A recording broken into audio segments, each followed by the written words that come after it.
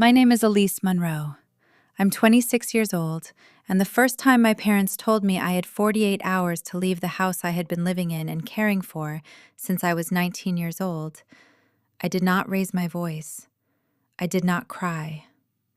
I did not ask them how they could look me in the eye and say something like that without flinching. I stood at the bottom of the staircase with both hands resting on the banister, the same banister my father had refinished himself the summer I turned 8. And I listened while my mother read the terms out loud from a printed email, like she was announcing a schedule change and not an eviction. My stepbrother Donovan sat in the armchair by the window, with his legs spread wide and his arms folded, wearing the expression of a man who had already measured the rooms for his own furniture. My father stood near the fireplace, not looking at me, which told me he had already decided this before he walked through the door. They said the house was a financial burden I was too young to manage responsibly.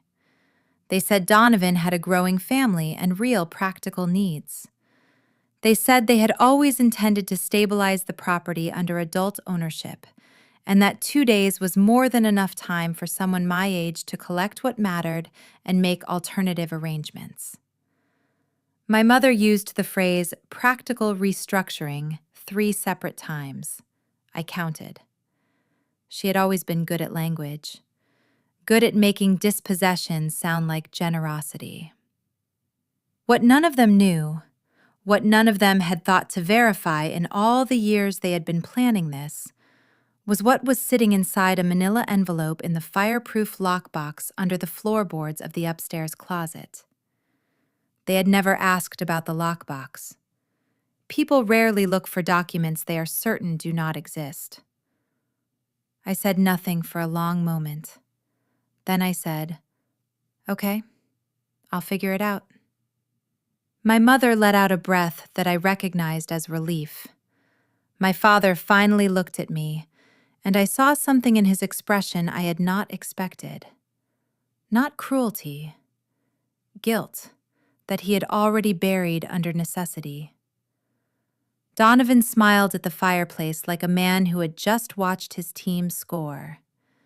And I walked upstairs, slowly enough to seem defeated, but my heart was perfectly calm, because I already knew what the envelope contained.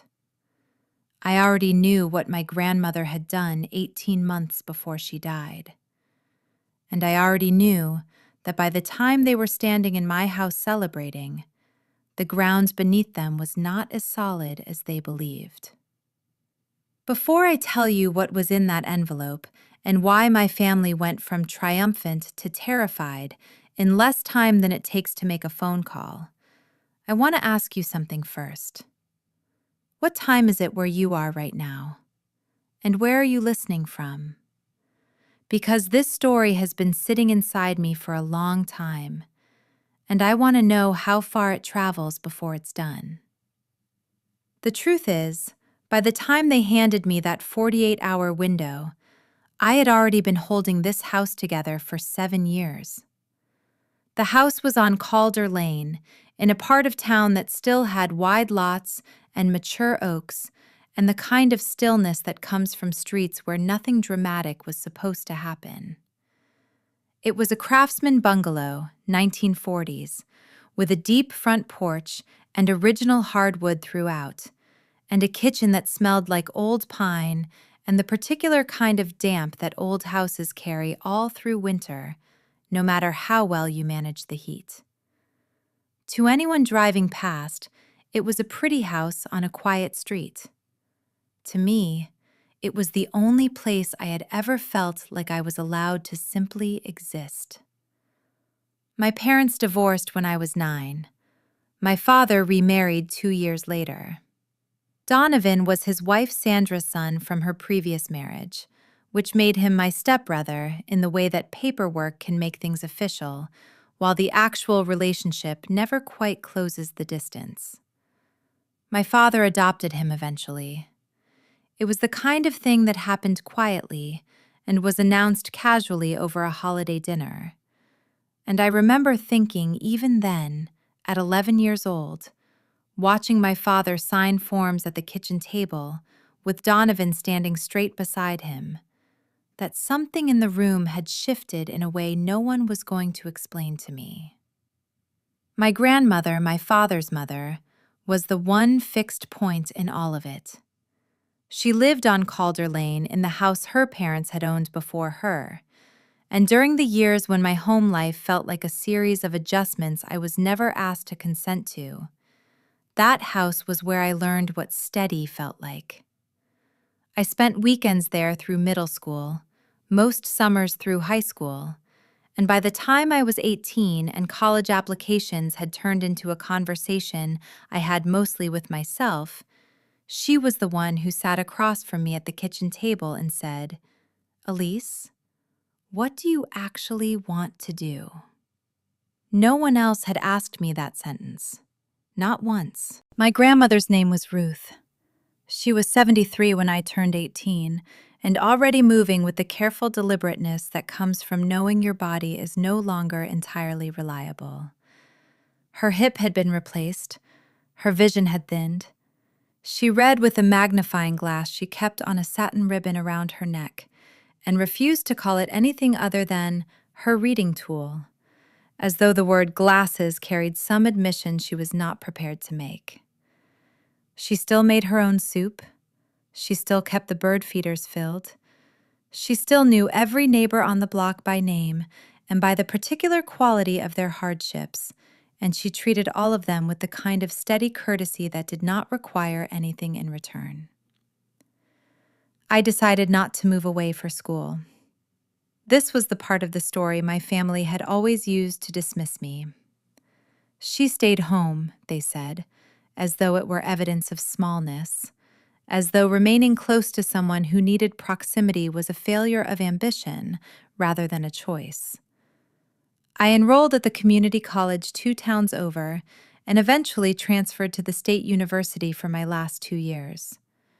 I was studying healthcare management, which was practical and also felt honest because I was already, in every informal sense, managing the healthcare of the person I spent the most time with. My grandmother's memory had started slipping in small, almost imperceptible ways the year I turned 19. She would lose the thread of a sentence midway through. She would set the kettle on and forget about it entirely until the kitchen filled with steam. She once introduced me to a neighbor as her daughter, and when I gently corrected her, she laughed it off with such grace that the neighbor walked away without knowing anything had happened, but I had seen the flicker behind her eyes, the confusion that lasted just a second before she recovered. That flicker started appearing more often through that year, and then more often still.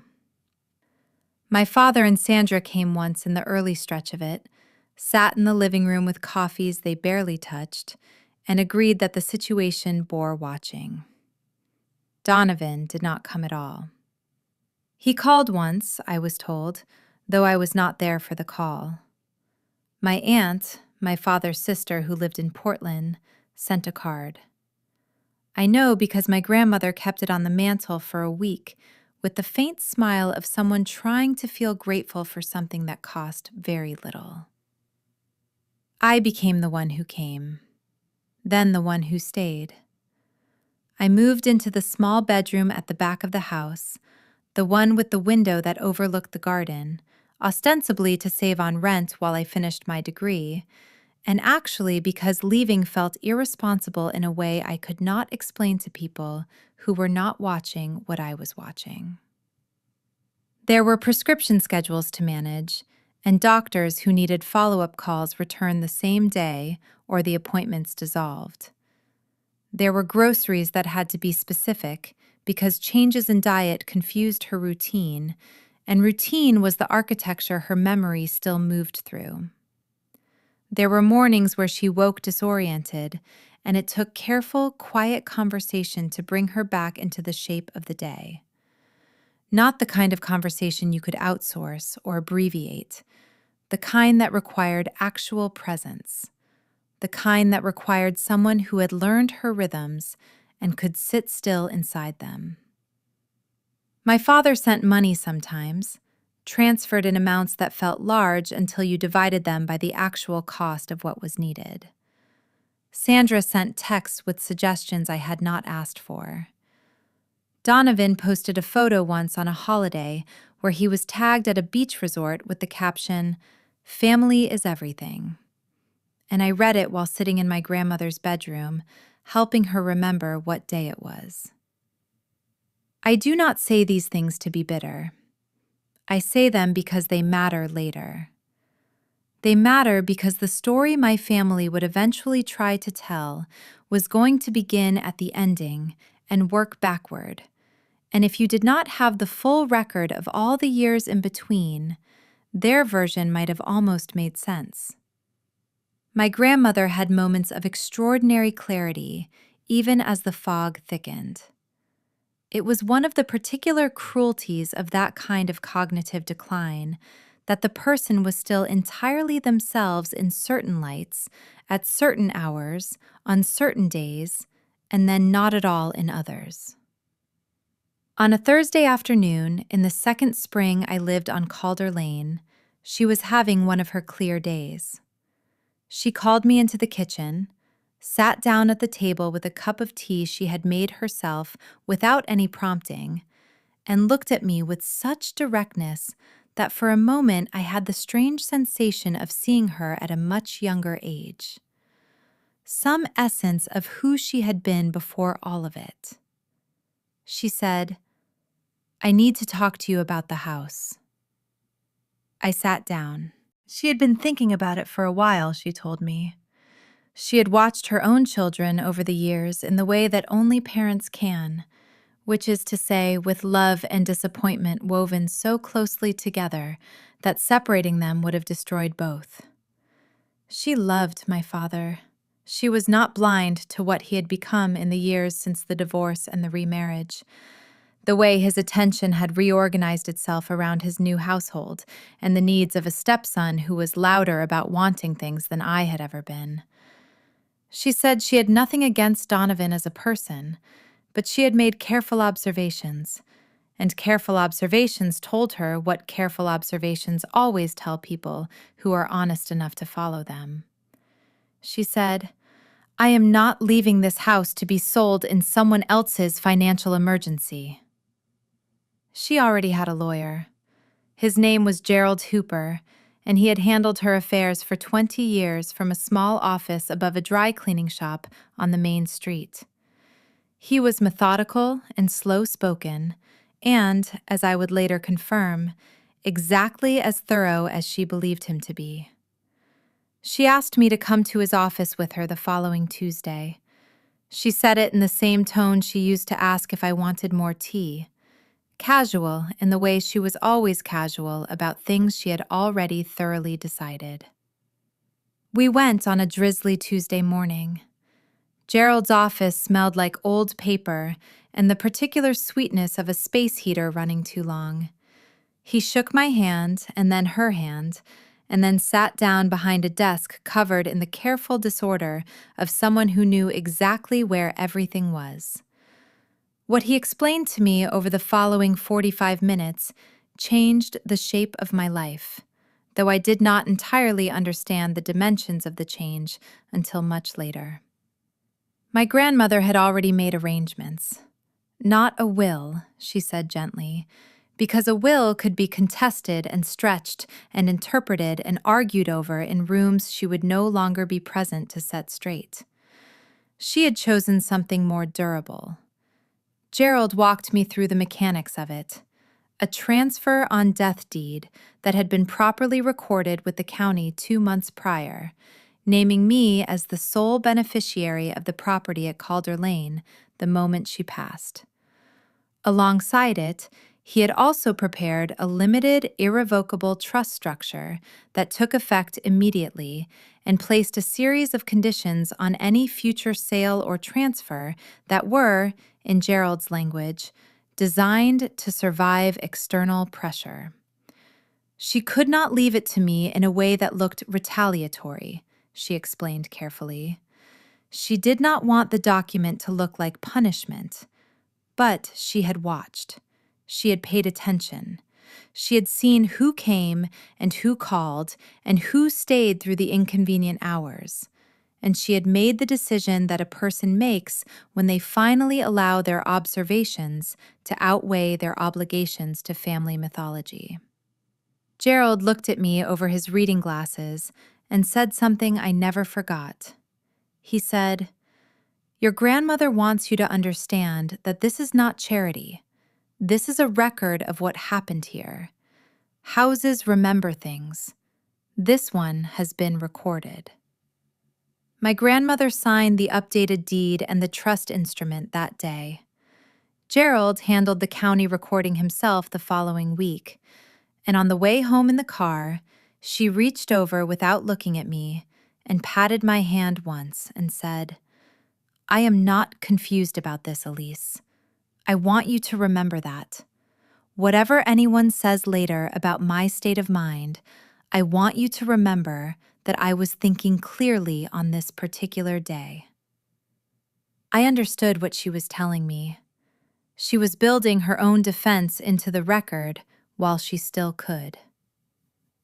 I did not tell anyone. Not my father, not my mother, not Donovan. Gerald advised me explicitly to wait. He said that premature disclosure rarely protected the beneficiary and almost always accelerated the opposition. He said, "Let them believe what they believe for now. The document doesn't need their permission to exist." My grandmother's condition declined steadily through the following year. There were months that were harder than others, and a few weeks near the end where she did not know the house or my face or the year, and I sat with her through all of it. I kept the pill organizer filled. I drove to the pharmacy and argued with insurance representatives on the phone. I cleaned, I cooked. I made appointments and kept them, and canceled the ones that would have been too disorienting and rescheduled them when the window improved. I learned the particular language of someone whose memory is rewriting itself in real time, and I met her inside it without correction more times than I can count. Because there is no dignity in arguing with someone whose mind is no longer running the same map. My father came 4 times in the last year. I know because I kept a calendar, not out of malice at the time, out of the administrative habit I had developed for tracking care schedules and medication refills and which doctor had said what and when. The calendar simply included everything. It did not editorialize. It just recorded. Sandra came twice. Both times she called ahead, and both times she stayed less than 2 hours. She was not unkind to my grandmother. She was simply somewhere else in the way some people are always somehow somewhere else, even when they are physically present.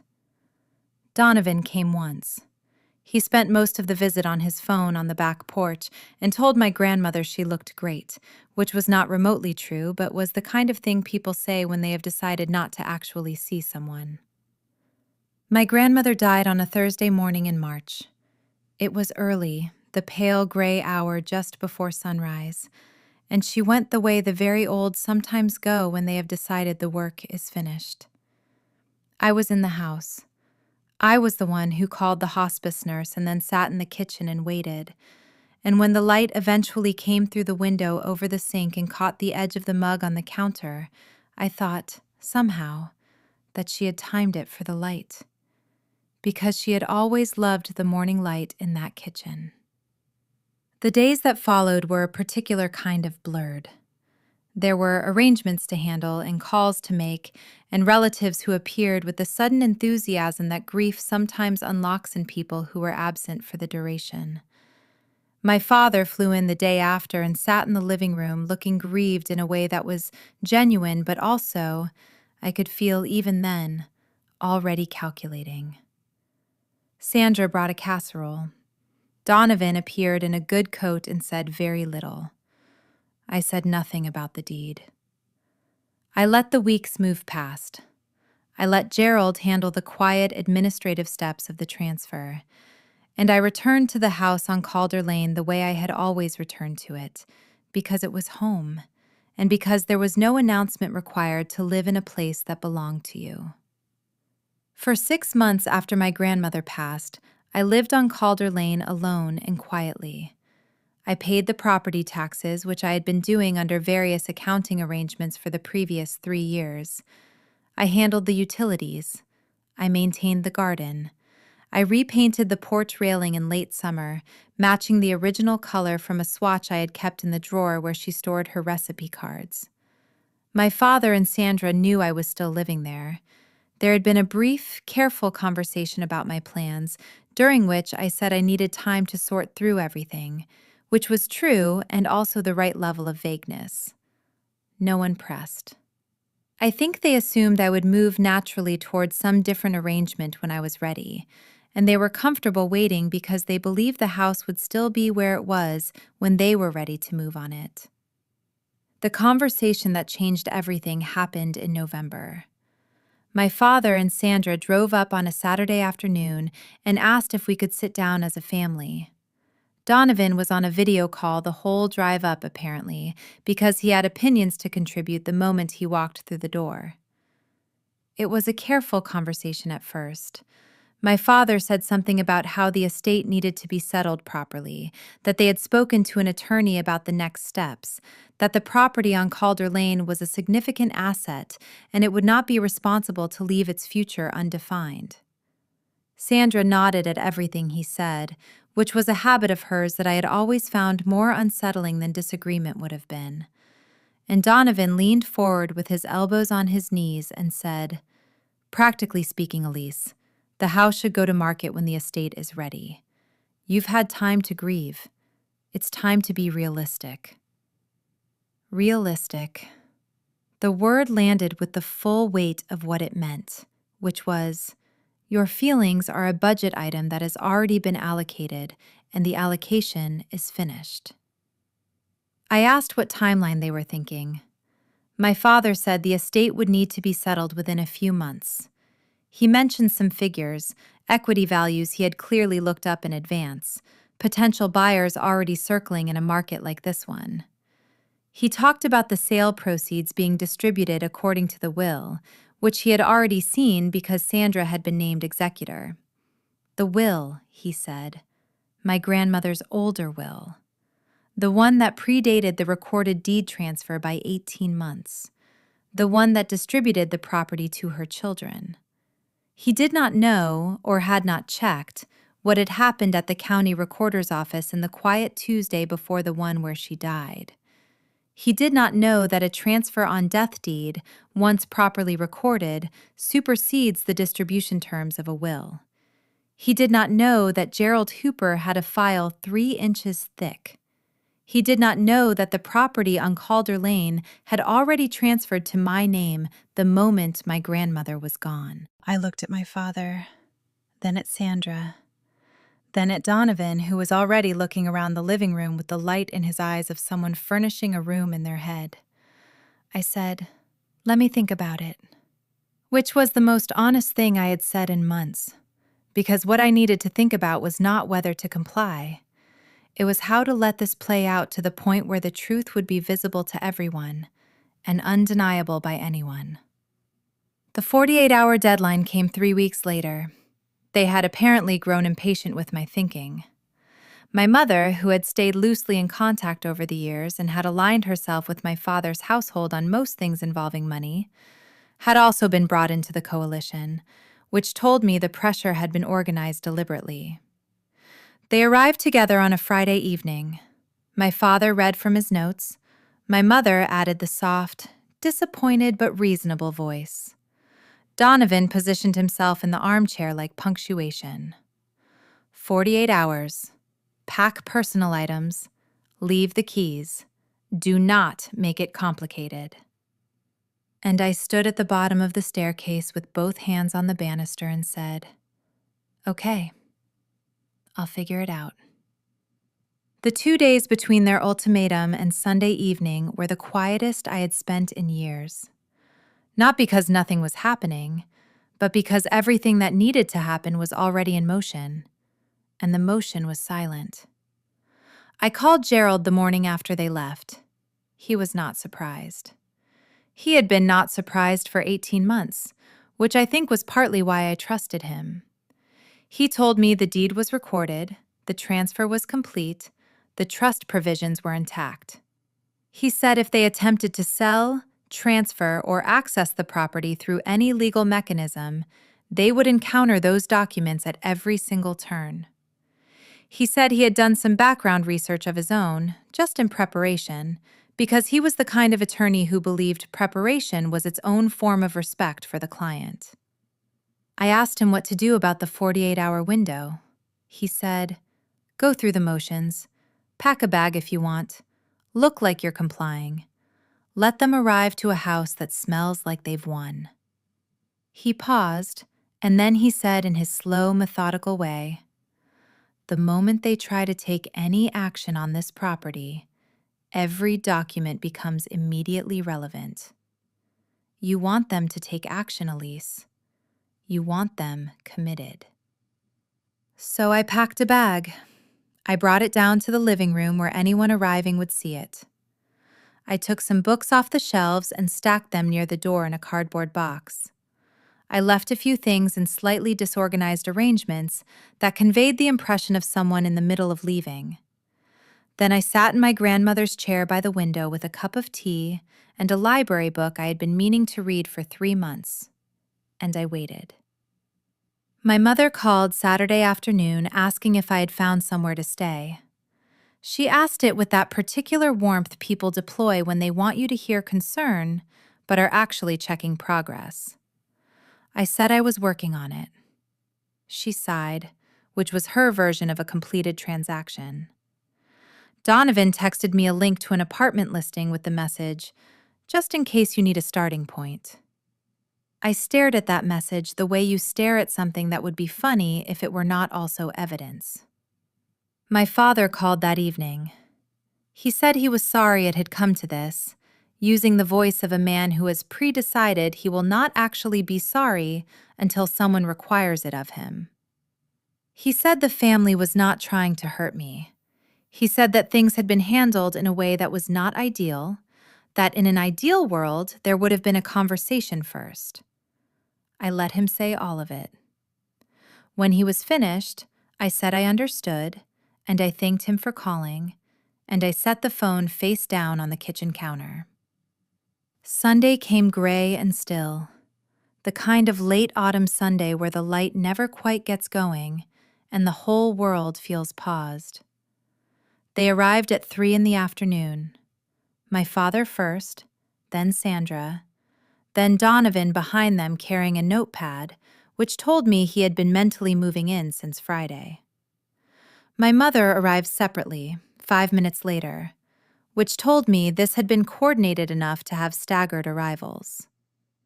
My father looked at the bag by the door and the box of books with the faint relaxation of a man watching his expectations confirmed. Sandra moved into the kitchen and began opening cabinets in the slow, assessing way of someone taking inventory. Donovan walked through the living room toward the back hallway, and I heard his footsteps pause at the staircase. My father said, "Did you get the paperwork sorted? We need to do a formal walkthrough for the estate inventory." I said, "I think you should probably check with the county recorder's office before you do any inventory."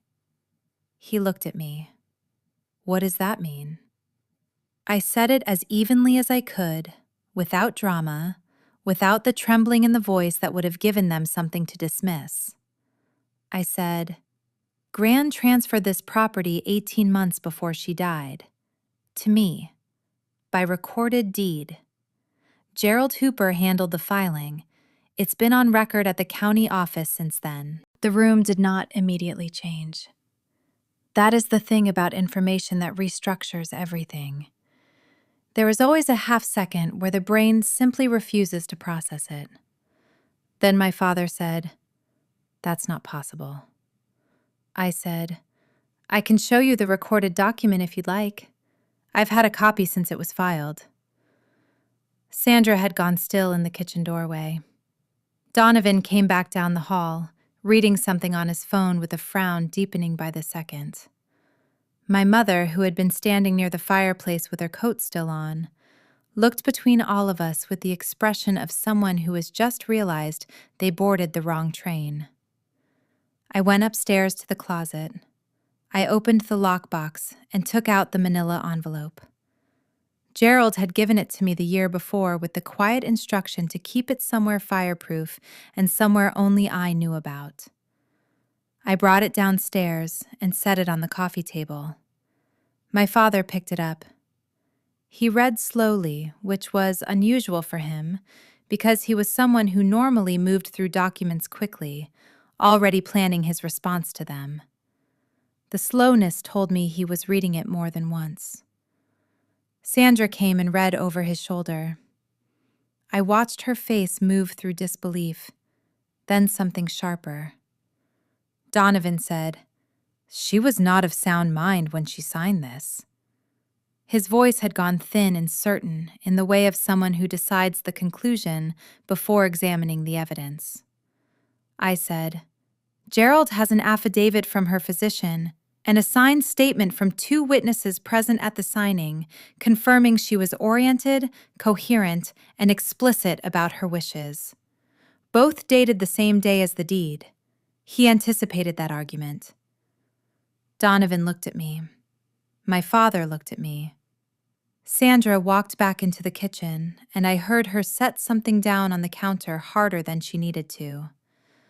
My mother said, quietly, from near the fireplace, "Elise, when were you going to tell us?" I said, "I was waiting for a reason." She went very still, and I think she was the only one in the room who heard what I actually meant by that. They left within 20 minutes. Not cleanly. There was some shouting, mostly from Donovan, who used phrases like legally actionable and undue influence and elder manipulation in rapid succession. The vocabulary of someone who had Googled estate litigation on the drive over and now believed that made him fluent. My father did not shout. He folded the papers back into the envelope with the slow precision of a man doing the only composed thing left to him. Sandra said nothing after the kitchen. My mother paused at the door and looked at me with an expression I could not entirely read, and then she left. The phone calls started 20 minutes after that. My father called 4 times before dark. Each message was a different temperature. The first was controlled and professional, requesting I call him back to discuss the matter calmly. The second was cooler, noting that the documents would be reviewed by his attorney. The third was warmer in the dangerous way, suggesting we find a family solution before things became adversarial. The fourth was the honest one. His voice had finally dropped the performance, and what was underneath it was not anger exactly, but the sound of someone who has just realized a plan they were certain about has dissolved under them. Sandra texted a 3-paragraph message that covered most of the classic territory. She said she was shocked I would do this to the family. She said my grandmother had clearly been exploited in a vulnerable state. She said that love does not behave this way, that family assets belong to the whole family, and that she hoped I understood what I was inviting by choosing this path. Donovan sent a voice memo. Who sends voice memos in moments of conflict? Donovan. 7 minutes long, rambling from legal threats to personal grievances to a full account of how much he had always tried to treat me like a real sibling, landing finally on the suggestion that I was acting out of jealousy over his relationship with my father. I listened to all of it once, saved everything, and called Gerald. He was not surprised. He was also not entirely sympathetic, which I mean in the best possible way. Gerald did not perform sympathy. He performed strategy. He said, Save every message. Forward copies to me tonight. Do not respond to any of them. Not one word. Silence is documentation too. He also told me something I had not expected. He said his research, which he had been doing quietly and carefully for the past several months in preparation for exactly this moment, had turned up something about my father's financial situation that clarified a great deal of the urgency. My father's business had been in a slow contraction for 2 years.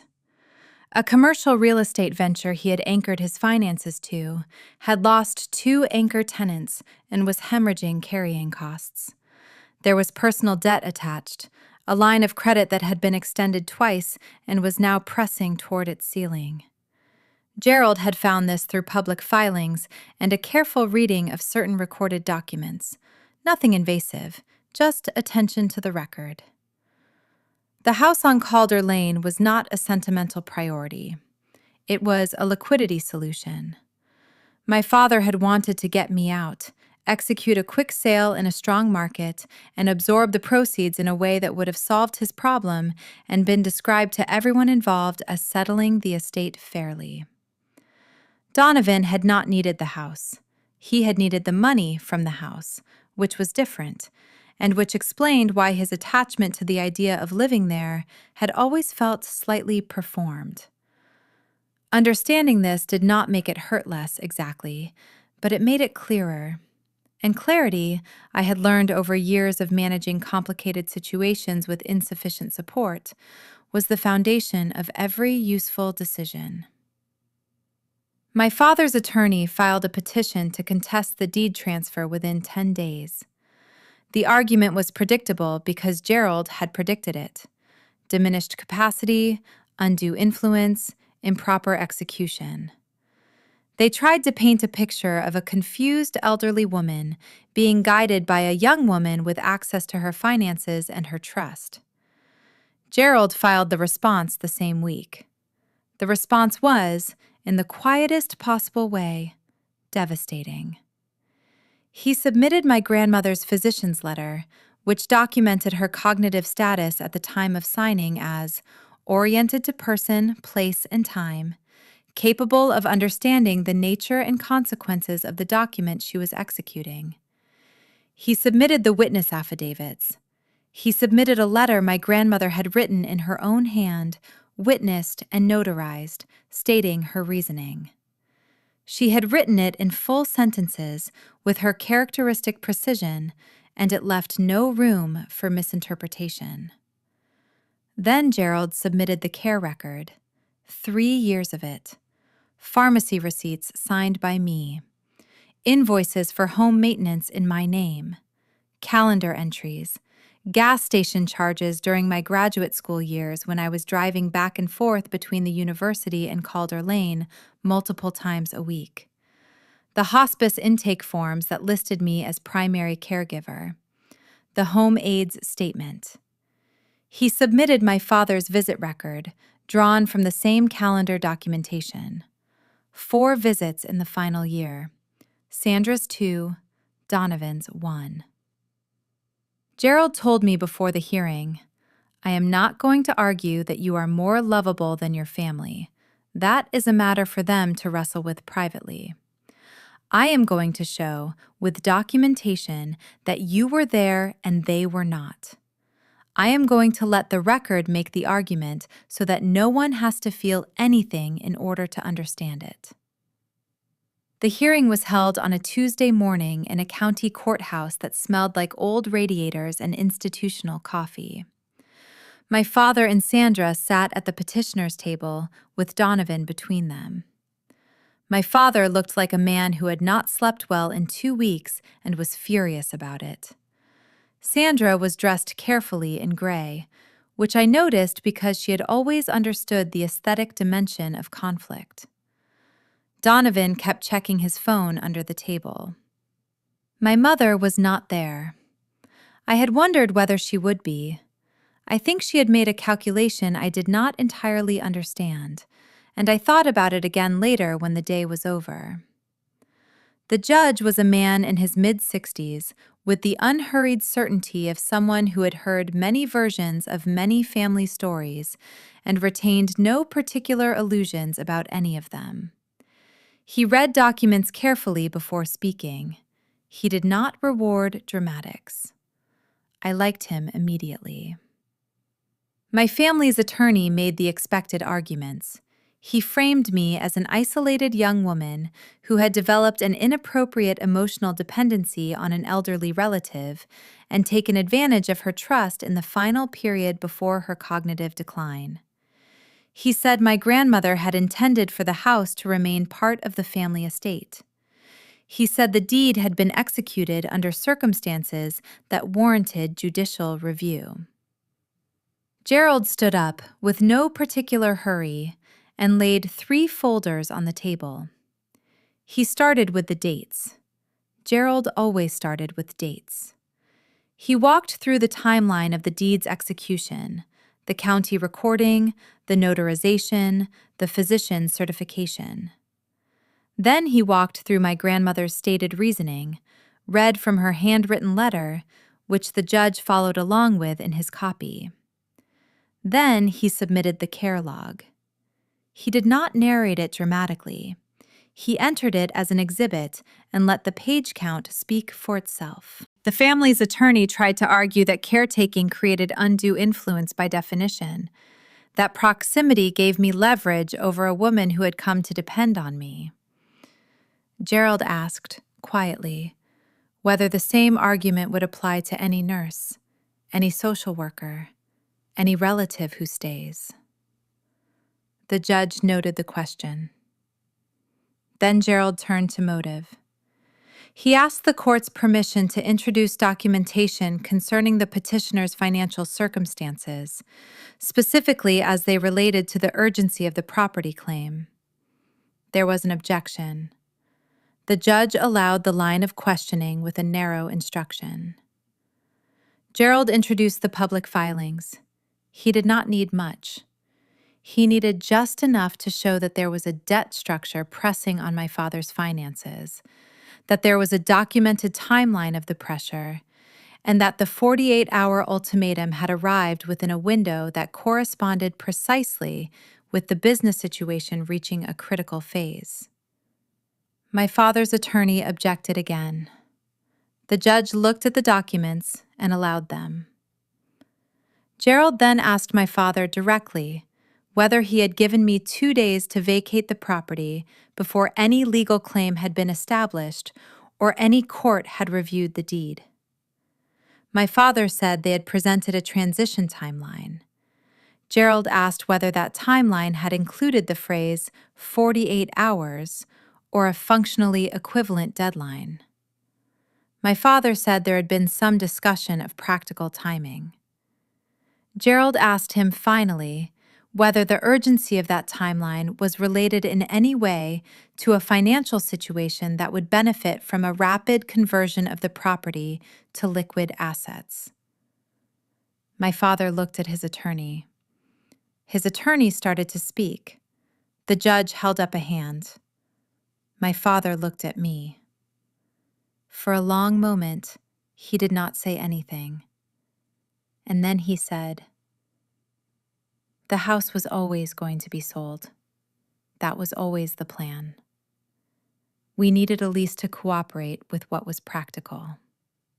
The courtroom went quiet in the particular way that rooms go quiet when something has been admitted that was not supposed to be. The plan had never been to settle the estate. The plan had been to sell. The plan had been to liquidate a family home that my grandmother had explicitly and legally protected, and to have me removed from it first so that the transaction could proceed without my presence complicating it. Gerald let the silence hold for exactly long enough. Then he said simply, "No further questions." The judge ruled that afternoon. He upheld the deed transfer in full. He found no credible evidence of undue influence, noting that the documentation of my grandmother's capacity at the time of execution was thorough, professionally corroborated, and consistent with her known behavior. He noted that the care record demonstrated an undeniable pattern of presence and responsibility that supported, rather than undermined, the grantor's decision.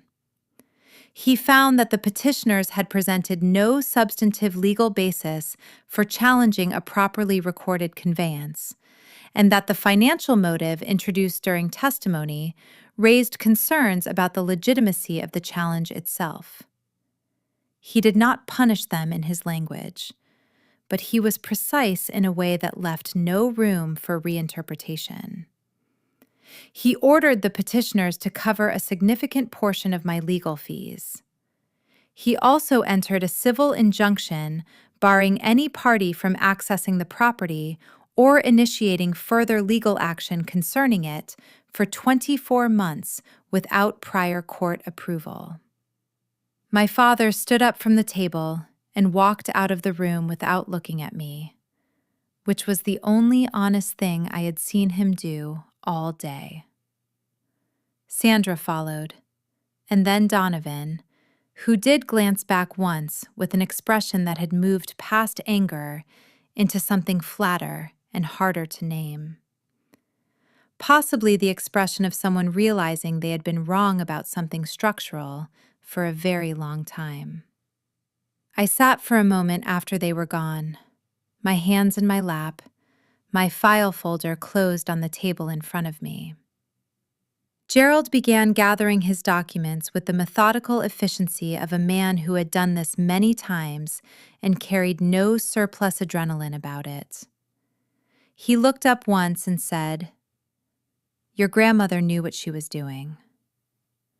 I said I knew. He said, "She did not just leave you a house, Elise. She left you a record that no one could argue with." I thanked him. He shook my hand. And then I walked out of the courthouse into a gray Tuesday afternoon that felt cleaner than it had any right to. The calls that came after were different in kind from the ones that had come before. My father did not call. That silence was its own statement, and I respected it more than any call would have been.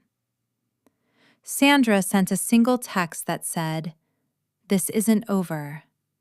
And then, 3 days later, another that said, "I hope you're satisfied." I saved both of them and did not respond. Donovan posted nothing on social media for 2 weeks, which for him was a kind of extended absence that I imagine people in his life noticed without understanding. My mother called on the Thursday evening following the ruling. She called from her own number, which meant she was not trying to obscure the contact. She said she needed to tell me something. I let her talk. She said she had known about the financial trouble for longer than she had admitted. She said she had believed, or had convinced herself, that the house being sold would help everyone, and that I was young and adaptable and would be fine. She said she understood now that this was a failure of honesty on her part, and that she was sorry for it. It was the most direct thing she had said to me in years. I told her I heard her. I told her I needed time. She said she understood. We hung up and I sat for a moment in my grandmother's chair, with the particular stillness of someone who has been waiting a long time for a sentence and finally received it, and finds that the receiving is quieter than the waiting ever was.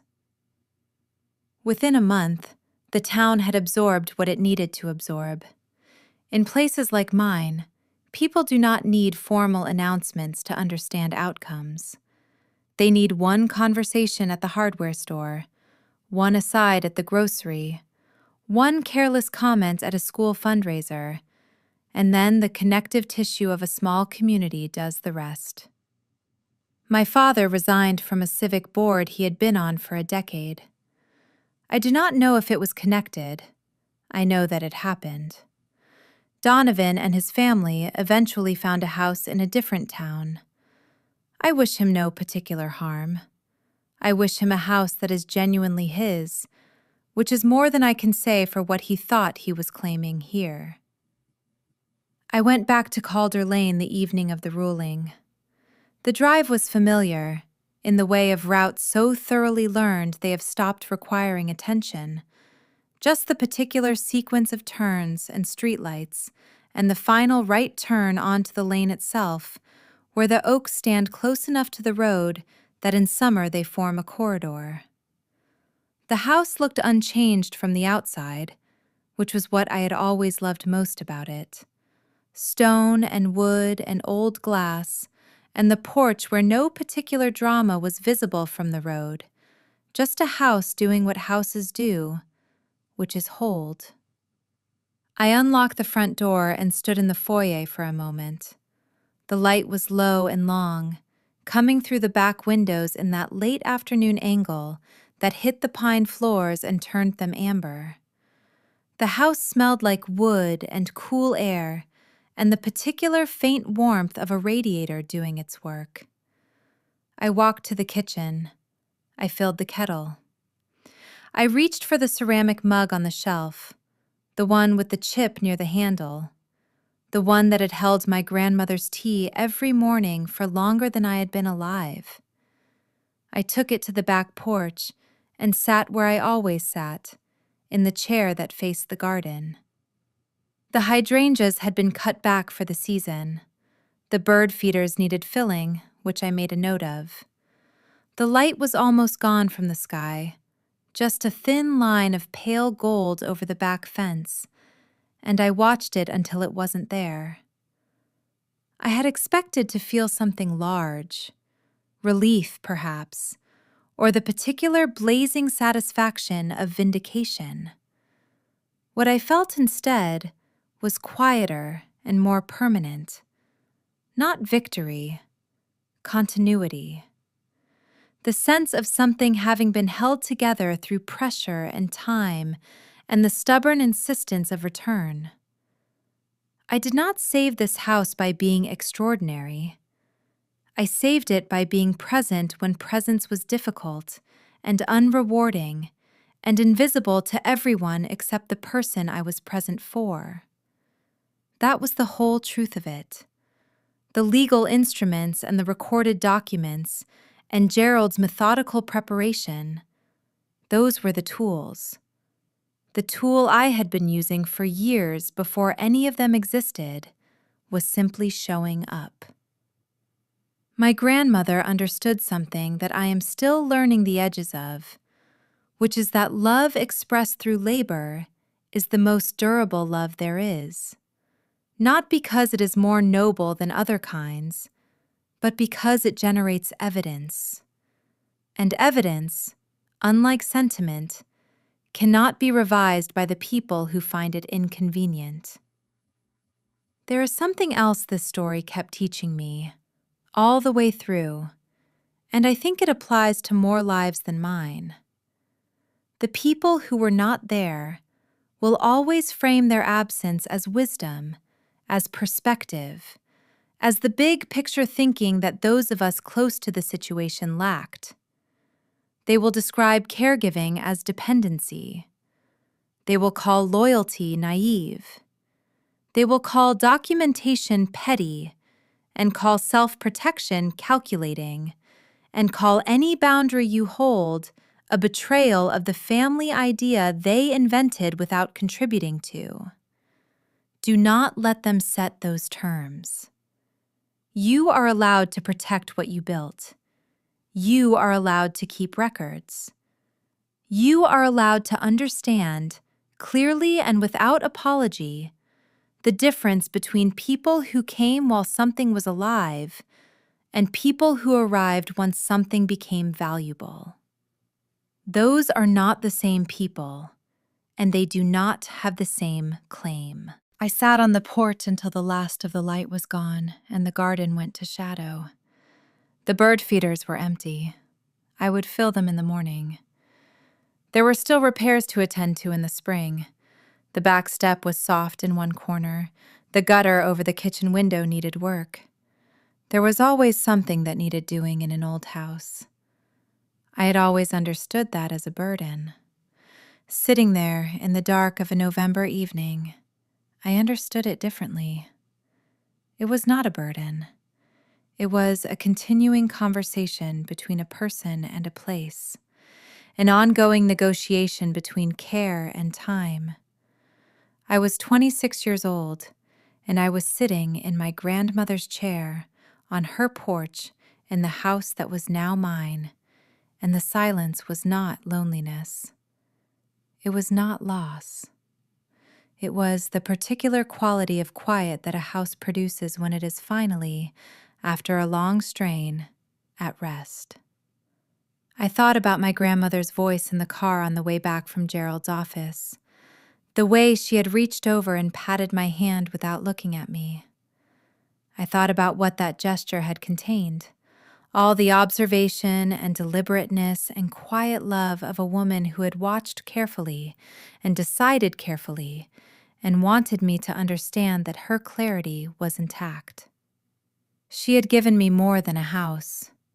She had given me the proof that someone had seen me, accurately and without revision, at a point in my life when that was the thing I needed most. Blood is not nothing.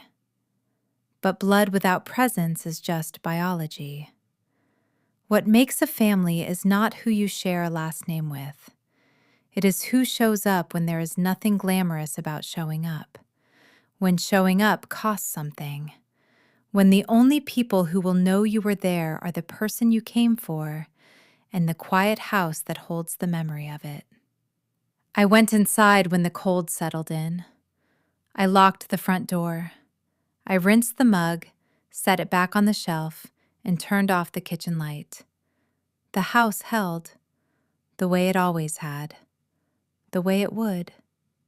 If you have ever been told that what you gave does not count, that what you sacrificed was really just self-interest in disguise, that the love you showed quietly and consistently over years is worth less than the entitlement someone else wore loudly for an afternoon, I hope this story found you at the right moment.